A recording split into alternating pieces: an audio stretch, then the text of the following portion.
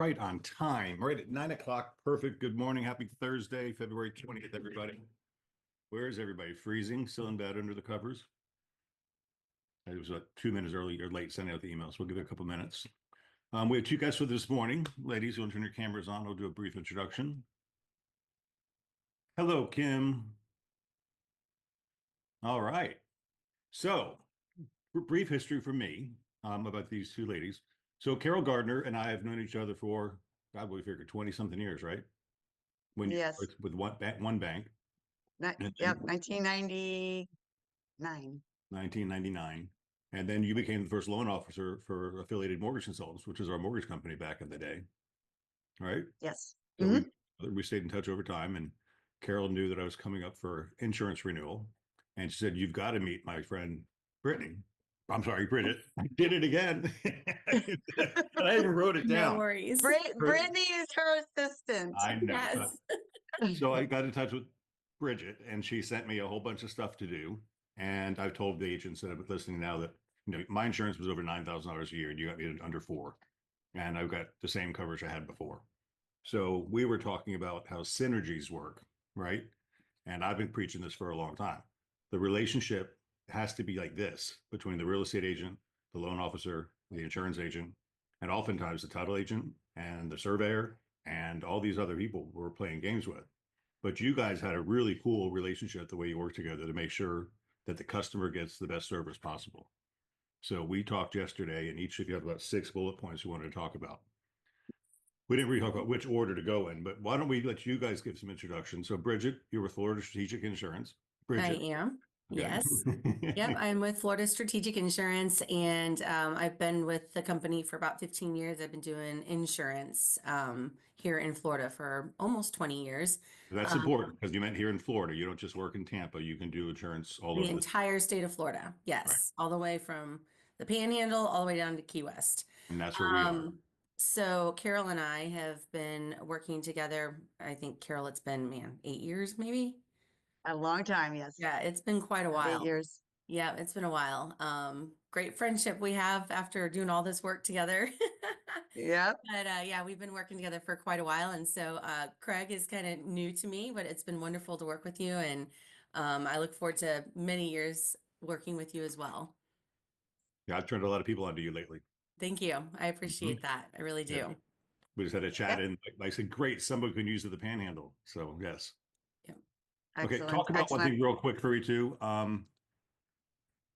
When you do quotes, you get up to Yes. 40 quotes, right? Right. And that's a big deal. And this is what I talked about the other day, because information overload on the internet drives me crazy. So I told you guys last night, my lender sent me a note that my insurance was coming up and said, click on this link for Badger and we'll get you a whole bunch of quotes. And Yes. I did. And they sent me 20 quotes and they range from $1,600 to $16,000.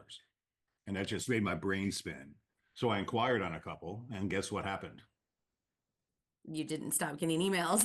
I got emails and Everybody. phone calls from all these people wanting to Yeah. give me quotes on my house. And I didn't trust or know any of them. And Right. that put me at distance. So having a relationship this close is good. Right. Okay. Well, and I do a lot of that legwork for you all so that you don't, get overwhelmed. Your buyers don't get overwhelmed. The borrowers, don't get overwhelmed because people just look at that piece of paper. It just looks like a bunch of writing on a piece of paper. They don't understand any of it. So when they get on the phone with me, they're able, some of them don't quite understand a certain line or a certain coverage. I can easily, put it into terms that just, a regular person will understand. You don't have to be an attorney to understand the way I'm going to explain it to them.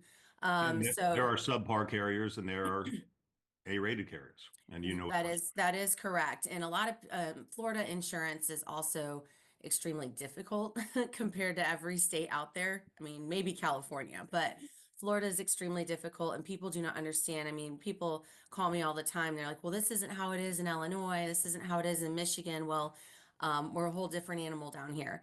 And our prices are way different.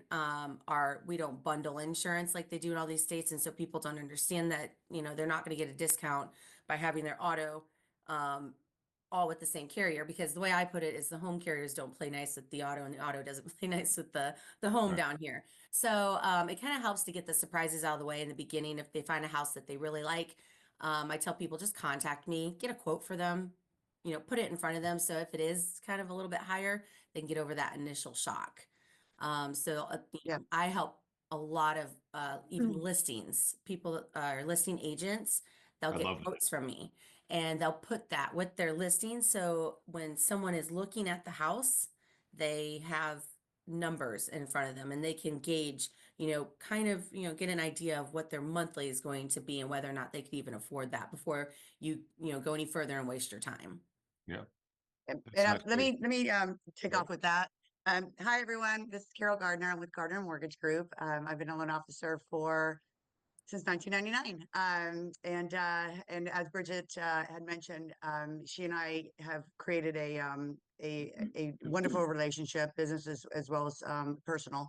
That I refer every one of my clients to Bridget. As a service, even when I very first start working with a client, whether they have a house that they're going under contract with, or even an example of a home, I will send Bridget an email, ask her to send me a quote. And I want to explain why that is so incredibly important. One, when I send it to Bridget, she always gets back with me within that same day, depending on the hour of the day. If it's 3 o'clock in the afternoon, it may not be until the next morning, but it's always within typically a 12-hour period. When I have that quote, that helps so much with several aspects for your clients, realtors, that and your buyers. It gives them a more specific payment. Everyone has a comfort zone on payment. So it gives that payment instead of me just guesstimating. I'm not an insurance agent. Zillow and Realtor.com they're typically not correct. Um, and uh, um, and so it gives a much more definitive payment for them. It helps with me and my qualification, pre-qualification for them and/or pre-approval based on their debt to income ratio. So let me give you a great example. There is a home that I was the preferred lender on about December of 2023, and that I asked Bridget for a quote. Now going into flood, not so much homeowners, but flood was back in December of 2023, $1,200. Now back to being a preferred lender on this one community, that flood is now $4,000. That difference is huge. If I didn't go back and get a new quote from Bridget and I used 2023's quote, well, that is almost a $300 difference a month for that buyer on that property. A huge difference, whether they, could get approved or pre-approved, I should say, but also where their payment needs to be. So working with Bridget as a service to my clients, but also the importance is she is spot on within, she has Brittany, her Yes. assistant, that she works with. And, again, within hours, they always get it back to me. And it is so important to have that. And the clients love it. And then, they love it. It's a service. Most of them do go with Bridget. The majority of my clients do go with Bridget because she is extremely informative. She goes through each and every line item of what the coverages are. She sends out an email, and I'll let you take over from here, Bridget, of what is needed from the clients. Okay. Yeah, All right. I'll tell you what, let me jump in. It's a pain in the ass, guys.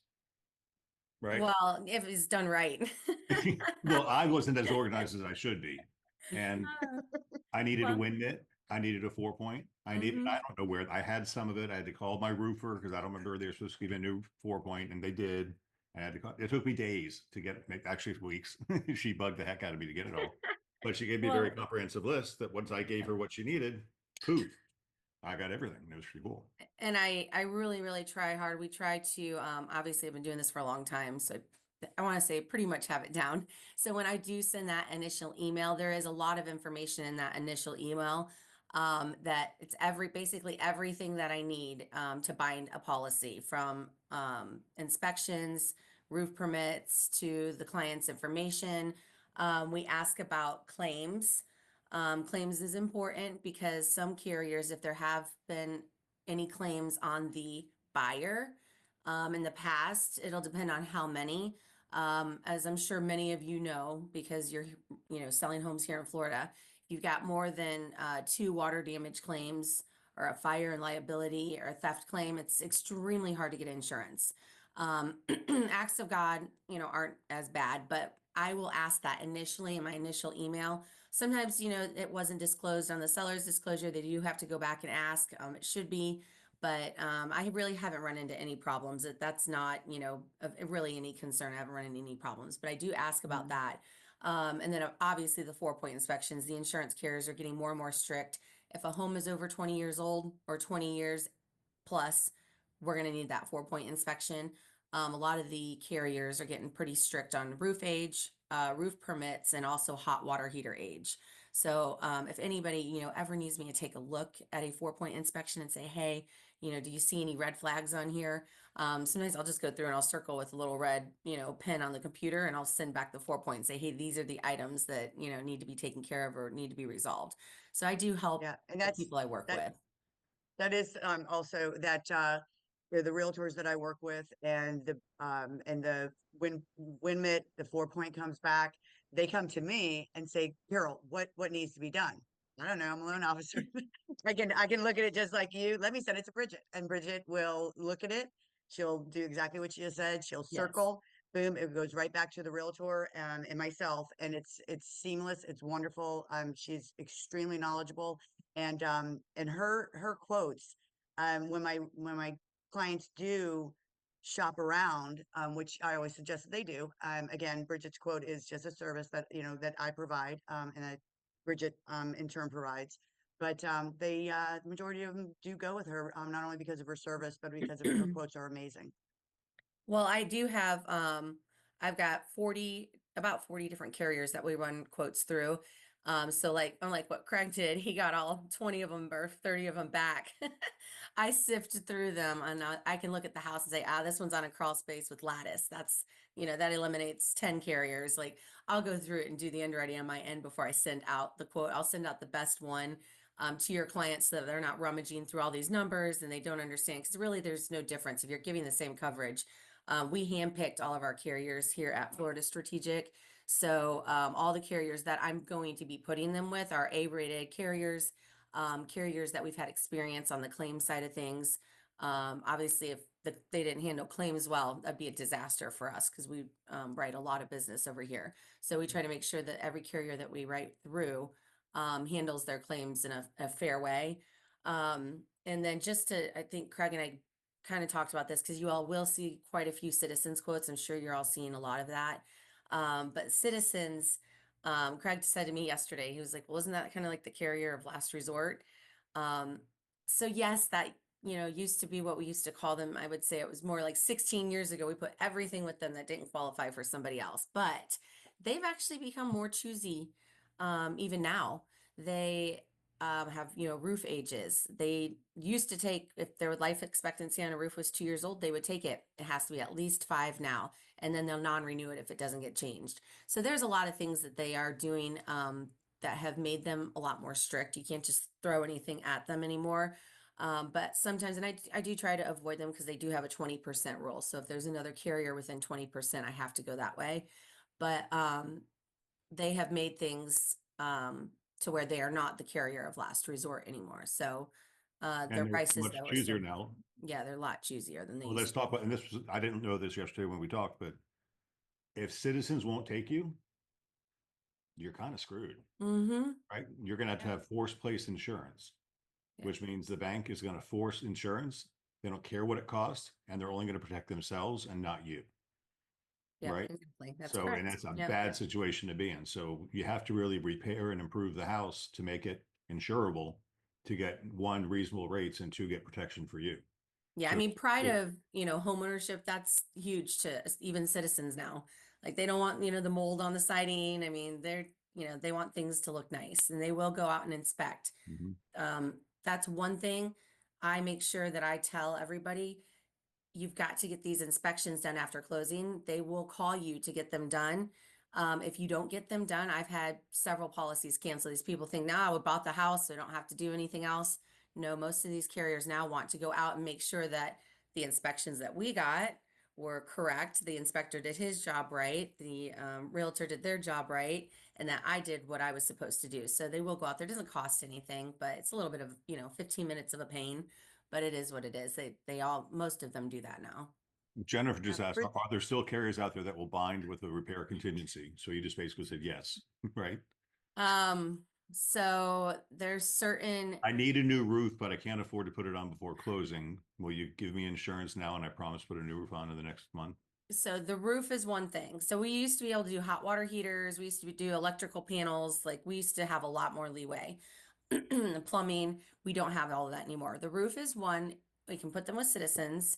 If we have a signed roof contract with the completion date on it, I can upload that to Citizens and get approval. The approval process can take up to 10 days, and they've been taking their full 10 days lately. So if it's for a closing, we need to make sure that we stay on top of it and that we're getting things done in a timely manner, not waiting until right before closing to send up for approval. Because I've had a lot of people do that and it delays closing. Can And you then guys see how that roof, can you sorry, see that, Dixie, shut up. Can you see how it's important for these factors to be known? And this is like, I've been preaching something called pre-loved homes, certified pre-loved homes, before we put on the market. The problem you can avoid after contract by acknowledging the situation up front is huge.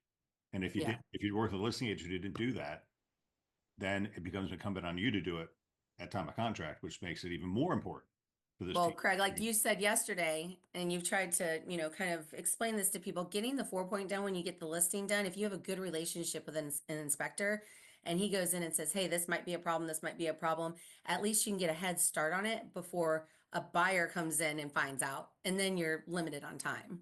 Yeah, plus you got a fear of doubt in the buyer. If this is wrong, what else did they not take care of? That's all another thing. Let me answer a couple of these questions that popped up in here. Okay.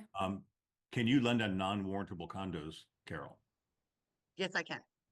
And we I have talked many, about it many, yesterday. many different lenders. With my company, we have non-QM lenders, and we have over, I think now 160 different lenders. Conventional, VA, FHA, USDA standard, but non-warrantable condos, non-QM, DSCR. Yeah, we pretty much do it all. But non-warrantable, did you tell me that 25% down pretty much minimum? Non-warrantable, some of my lenders will do 10%. Okay, wow. Yep. Okay, I think this is more for Bridget.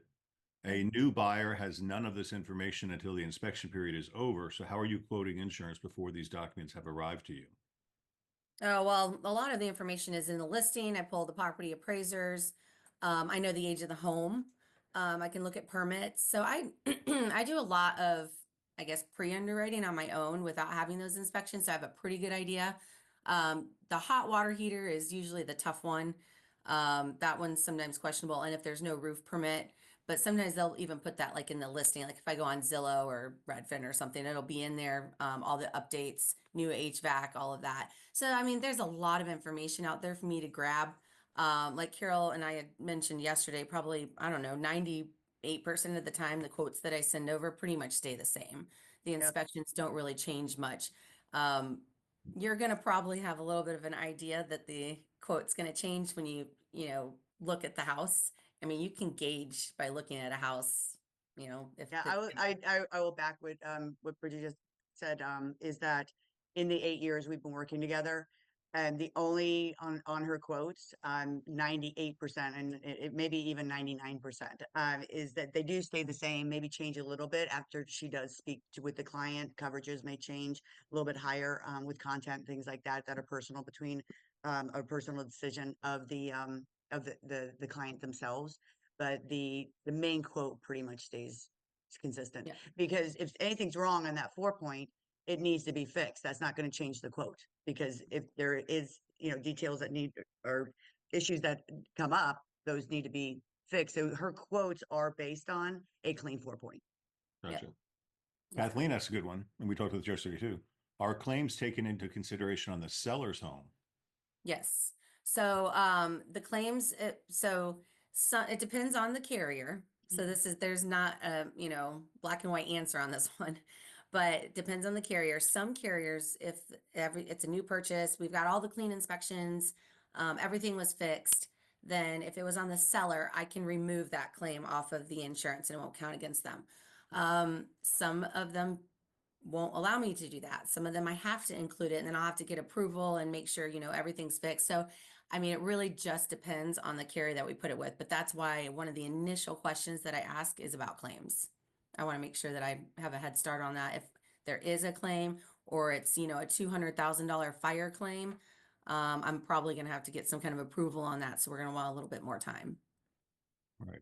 And that's Those aren't often though. I've only had a few of those. so that information's supposed to be on your seller's disclosure statement, Right. Yeah. right? And some Mhm. people do put it and some people don't. So you got to know. Yep, I've had them lie through their teeth and had to go back after closing. That was a mess. It took almost a year to clear it. It was a sinkhole thing and they didn't disclose it. So yeah, I've had that happen 2 times. Another one says Kathleen added on, if it was damaged in hurricanes in the past. I think you said hurricane damages, acts of God, are not really considered that big a deal because they're No, they're not that big of a deal. They're acts of God. So they kind of overlooked them. Obviously, there wasn't anything you could do as long as you fixed what was supposed to be fixed. I've got people that have filed for roof claims from Milton, and now they're trying to sell their home and they haven't fixed their roof. Right. Sorry. I mean, we're going to have some issues. Yes, they are. And that's considered actually insurance fraud. Right. Okay. Carole, do you do loans for homes that aren't completely rehabbed from the hurricanes? Would it be considered a 203K loan? Or So renovation? yes, the renovation loan. So yes, if and I'm assuming that we're talking about on a purchase. So if it was a your listing purchase, it's not completely rehabbed, it got damaged in the hurricane, the buyer would have to do a renovation loan. Whether 203K, which is an FHA renovation loan, depending on loan amount, and or Fannie Mae, Freddie Mac have a renovation loan as well. I'm going to step in here really quickly, Carol, ahead. too, because when you have those VA loans, those FHA loans, we have to have replacement cost, right, on the dwelling. When a home is a vacant renovation home, I've been dealing with one for the last week and it's not pretty. Just make sure that people understand that when they are getting into this, if they're not paying cash and they're, getting loans, that the insurance is going to be a little bit more expensive for the first year. But once all of that's done and they get into the house and they're living there, the prices will go down. And that's something else that I've also done is I give people an idea of what it's going to cost after they're done with their renovations. And, if the renovations are done in 6 months, you get half your money back. Right. Now, and explain, Bridget, the reason, well, I'll start with the reason. So the reason why is that during a renovation loan, it's a different policy. That is higher because of the risk, right? That you don't have a solid home, right? There's renovations going on. So the insurance is going to be higher because of that reason. And then, as Bridget said, if it's not a year, so let's say it takes 3 months, it's 6 months, she's going to write a year policy on that renovation time frame. But if it only takes 3 months, then once the buyer contacts Bridget, and then she, do you rewrite the policy? Yep, I rewrite it Yeah, to so just she a regular rewrites the home policy policy. based on Yep.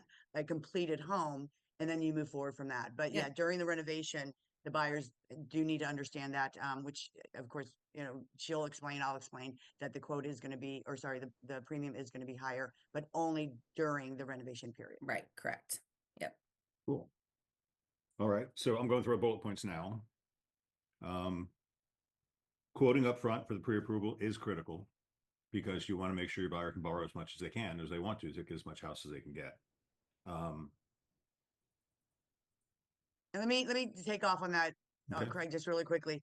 It is so important, especially first-time home buyers, because they're so focused on payment. And if they go to a different lender and somebody throws out, oh, you're going to have, a premium of $80 a month, and that premium is $150 a month. That is a huge difference, especially to, your first-time home buyers, your, younger, and that $70 a month is so critical to them. And then they go under contract and they're with a different lender and their payment goes up and they may not get approved. because $70 may be really significant on their debt to income ratio. They may go, oh my gosh, I can't afford $70 a month. So it is so critical to get that estimate up front. And that's why I offer that service, and also the information. Yeah, Jennifer, I've got a Word doc, I'll screenshot and I'll send it out as an email to all of you afterwards. I put their phone numbers in the chat, so if you want to write it down now, but I'll send a flyer out after this. And it's so, like with me, Carol literally will just send me a name and an address. That's really all I need. That's it. And how the home is going to be occupied. I mean, people do it, what they're looking at a house and they're like, oh, my buyer's really interested. And they'll shoot me an email right from their phone, or, a text, hey, can I get a quote on this for the buyer and how it's going to be occupied. Obviously the occupancy is very important now with our short-term and long-term rentals going on and all that. So, Oh, what's going on with short-term rentals? How does that work for insurance? they're expensive, just like the renovation ones. They're just more expensive. There are, a few areas where I've been really, really fortunate to find like a regular carrier. We've got a few of them, like Frontline. A lot of, an Apollo Beach Frontline is very popular. And Frontline does do short-term rentals. So they've been really popular in like Apollo Beach. And if I go north a little bit more on a newer property, they're not that expensive, but I mean, you're probably, short-term rentals are pretty expensive with wind coverage. Yeah. Makes sense. Okay, Carol, you and I have debated this because I like to give estimates at times, and we talk about property taxes. And I say, just figure 2% of the purchase price toward property tax. And you said, no, you're way off. You gave me I've got it written down on my pad here somewhere. But because I think it's very important when a home buyer is forecasting what their taxes are going to be. And it's tricky. If you look at the MLS, my taxes are not much. But whoever buys my house, I've lived here for 24 years, the taxes are going to be $30,000 a year. I'm paying less than that. So what I do with my clients is when they are let's say that they're thinking about going under contract and or making an offer. And I do one of two things. First, let's talk about that. Is I will take that address. I always pull the tax bill. I take the tax bill. I see what the assessed value is. Assessed value is 200,000. They're buying the house for 500,000. I will let them know what their payment is. Yeah, I'll let them know what their payment is going to be to begin with. And then I will give them my rule of thumb estimate, which is very, very, very, very, very spot on. It kind of blows me away when I go back and go, oh, wow, yeah, it was really close. So my estimate is the following, is you take your purchase price times 80%. If they're going to homestead, minus write this down, guys. It's really, I've tried it on recording properties. It's really, really spot on, especially if you have a new home build. You can give them this same estimate, because that new home build lender, if that's who they're going with, will probably overestimate. And then you go, oh, I can't afford that. But then their taxes actually will end up being a little bit lower. So again, purchase price times 80%. That's usually where the county comes in to assess value. Minus $50,000 if they are going to homestead. Ooh. Times the millage rate, whichever county you're in. That gives you your proposed taxes. If there is a CDD, then you take that CDD and you add that to the calculation I just gave, and then you divide it by 12, and that's their monthly payment. The other thing I do so much, because a lot of lenders don't do that. They'll give a payment, right? So how many times have you heard from your clients that have closed on a house? They call you the following year. Oh my gosh, why did my payment go up? It's because the lender that they went with didn't give that future information for them. The other thing I do is when I pre-approve a client and they're looking at homes, especially first-time home buyers, is I have them send me hypothetical home addresses. And I say, give me an idea of what you're, a home that you're interested in. So they give me that home address. They haven't even looked at the house. That's fine. But it gives them an idea of what that payment's going to be for that house. And a lot of times they're like, oh, that's great. A lot of times they also say, oh my gosh, that's way too high. So it gives me and you, the realtors, an idea that, yeah, they want, this type of house, but can they afford it? Or can they get pre-approved for it? Yep. But is it the payment that they want? No. So again, doing that, and when they do that back to taxes, I will pull that tax bill and I will say, yeah, this house right now for the first year, your payment's gonna be this, but those people were homesteaded for the last 10 years, or like Craig, somebody were to buy his house. He's been there for what, 20 plus years, a long time, that his But taxes aren't going to stay the same. So to do that calculation of future taxes for for your clients is valuable, extremely I agree. valuable. Bridget, can you write policies on mobile homes? Yes, I've got like 3 or 4 carriers that I can run quotes through, and it depends on the age. A lot of them don't want to write anything that's built built prior to 94 or 97. Oh, really? Some of them That are, late? I remember it used to be 1976, so that was probably 76, years yep. ago. yeah, no, yeah, that's things that, well, citizens will do it. That's one thing, but you have to have that clean 4-point, and yeah, so, but yes, I can. I do have some carriers that'll do that. Stephanie, just a comment. Pinellas County has tax estimates formula per address on their website. That's nice. Hillsborough County does too. But still, to have it estimated by a professional and included in their pre-qual makes a big, big difference. Yep. Okay. So once again, as a listing agent, I think it's important to get a quote. I think it's important to tell the seller too. I was talking to the people I walked with in the morning this morning about, where was I? Oh, the girl that stretches me. She's living in an apartment in Waterside. 1 bedroom, 1 bath, $1,900 a month. I'm like, oh my God. Right. And then I'm thinking about, I've been here for so long, it's my payment's not very much. Right. I don't know what I was doing somewhere else with that. I lost that thought. Okay. Kathleen said, what is involved with the wind mitigation test? Okay. That's pretty simple. What is involved with the wind mitigation report, or like the inspection, I think is what she might have meant. Yeah. So it's not a pass or fail. A lot of people think that wind mitigations are pass or fail. They're not. They're literally just there to give discounts on the house. It tells me how the roof is attached, whether or not there's a roof permit, if there's hurricane windows. So it's not a pass or fail. It just tells me how many discounts the customer is going to get. Now, when I run quotes, I like to error on the higher end so that when that limit does come to me, a lot of times the premium will go down a little bit or stay the same. I see so many quotes that get sent to me. Can you match this? And I'm like, they don't even have a wind mitt yet, and they gave you every credit on the wind mitt. So the premium is obviously going to go up when they actually get the wind mitigation. But it's not a pass or fail thing like the 4-point. It's just purely for discounts is what the wind mitigation for. It just looks how the roof is strapped down, how it's connected to the house. How big the nails are, how the strapping How works. many there are per inch, all that. Yeah. It's a hip roof or a gable roof that could Yeah. discounts too. Yeah. Secondary water resistance, all that's on there. Regina, the formula is purchase price times 80% minus $50,000 if the property has homestead exemption for the current year times, well, you actually said not the millage rate, you used 1.8%. Right, Carole? It's the millage rate for the county, so every county is different. Use the millage rate, then times, I just put it in the chat. Yeah, I think you and then add CDD Yep. fees on top of that and divide by 12.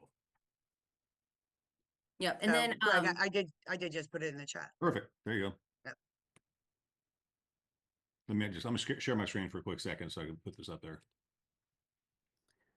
Lauren, I'm with Florida Strategic Insurance Agency. She was asking what company Yep. we're with. Yeah. And Lauren, I'm with Gardner Mortgage Group, which I have a branch office, and I hang my license with Innovative Mortgage, which is a huge company. Do you guys see my screen now? Yeah. Are you able to put my email on there by any chance? Yeah. Because anybody can just send me a quick email from like their cell phone, or and I get it and forward it right along to my assistant Brittany, and she'll run those. And also, just so you all know. Bridget, give it to me. I don't have it in my head. Oh, yeah. You want me to email it to you? No, just type. I'm typing. Oh, BRIDGETN. BRDD. BRIDG. Put it in It's the my chat. name. It's my name, Bridget. And then N for Neumann. Only one T. There you go. Yep. N at flstrategic.com. Perfect. That's it. And just in case Not this people are fire. wondering, when I send out these quotes, I always will put in a flood quote if it's in a flood zone. If it's not in a flood zone, we will offer the client to, decide whether or not they want to get a flood quote, and they can come back to me and say, hey, I'd be interested in getting flood, even though I'm not in a flood zone, a voluntary Yep. policy, and they can email me back for that. I don't put the quotes together because they're time consuming for everybody, but if it's in a flood zone, we do put them together. If it's not in a flood zone, we offer it, and they can come back and whether or not they want a quote or not. How many Yes, people and opt? Bridget, I need you to quote me on flood. I'm not in a flood zone, but after this last hurricane season, yes, I Okay, need a quote. you got it. I was going to say, how many people opt in to get flood when they're not in a flood zone?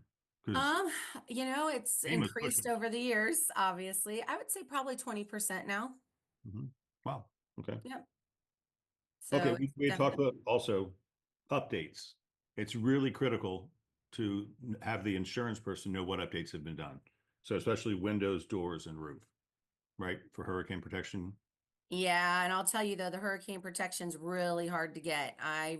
People say I see one come across my desk maybe once a month that has all the hurricane protection on a wind mitigation report. They'll get all their windows redone, but if their front door's not done, their garage door's not done, their sliders aren't done, one of those they won't pass and they won't give them the discount. Wow. Yep. Cool. We talked about citizens. Check off that. Check off updates. Kathleen did just say, she said flood insurance is through the federal government. So Kathleen, um, a lot of it is through the NFIP, but I also have some private carriers. So we check both when we do quotes, and we'll send over the best one, whether it's with a private carrier or the NFIP. Okay, let's talk about that for a minute because I've heard different stories on that. Because I've got a quote from a private carrier that is substantially less than my ultimate quote. So my NFIP policy right now is very reasonable, but I've been told that it's going to escalate about 18% a year until it hits what's called the actuarial rate, which Correct. for my house is going to be about $10,000 a year because I'm Mm-hmm. Mm-hmm. I've got a That's quote. correct. Yeah. And I can do a whole meeting on all of that. Like that would be a whole presentation. You guys like that? Put in the chat because we got some other topics we can talk about. Yeah, I could do a whole thing on that. Okay. But anyway, but my third party quote was like literally under $1,000 and it'll be there. But the problem is once I get rid of NFIP, I can't get them back at the And I tell people, if someone comes to me with the NFIP and wants to go to a private carrier, I will warn them about that before I go and switch them. I'm not just going to pull somebody from an NFIP and put them, I warn them, you leave and that private market goes to $10,000 next year. You cannot go back to your $2,000 rate that you had, waiting Why for is it that? to adjust. Bridget, why is that?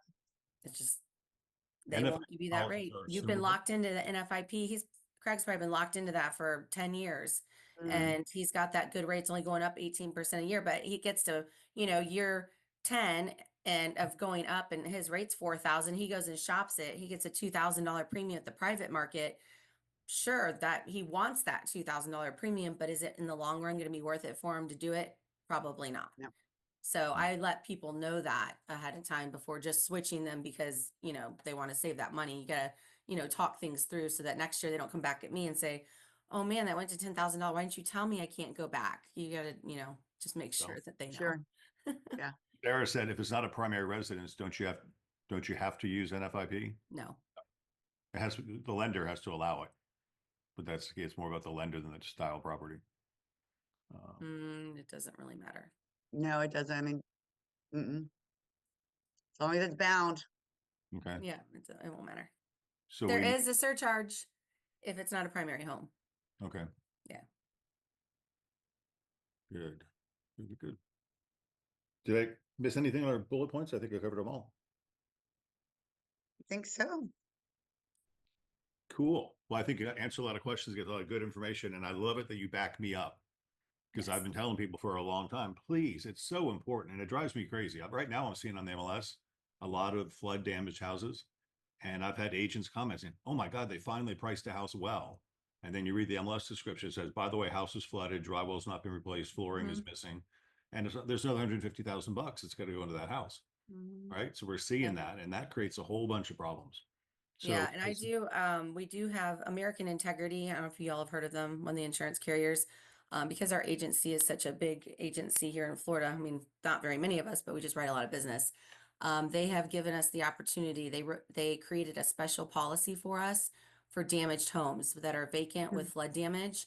But we have to have that 4 point showing that the electrical is good, because obviously for fire purposes and reasons. So we have to have that 4 point, even though it's a damaged home from the flood, but we still have to show everything else is, reasonably fixed. Yeah, I've got Or two working houses in order. my neighborhood that burned down after hurricanes. Both were those batteries. Oh Yeah, God, exactly. Yeah, oh, yeah. bad. Totally. Yeah, they're gonna have to knock these houses down.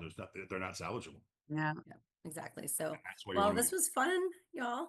Yeah, it was great. And anyone that has any pre-approvals you want to contact me with and or questions, any programs, if I can assist in any way at all, let me know. If there's any training, specific training that you're interested in on the lending side, please let Craig know. I'm here to give any training at all, and I'm always here to answer any questions. So thank you so much, Craig, for asking us to be Yes, thank you, part Craig. of It was this. fun. It was a lot of Thank you for fun. saving me $6,000 a year in my insurance too. Yeah, you're I welcome. know. Now you go have a nice dinner. She's Okay. awesome. She is awesome. All right, Okay, everyone, I'm have gonna a great send that day. flyer out to everybody now before we forget. And have a great Thursday. Oh, and man, I've got right. a bunch of stuff for you tomorrow. I mean, this has been a week full of wacky questions and stuff. So Master the Contract Friday, we got lots of stuff to talk about tomorrow. So you'll have fun with that one. Excellent. All right, everybody. Thank you much. Happy All right. Have a great day, everyone. Bye. Bye.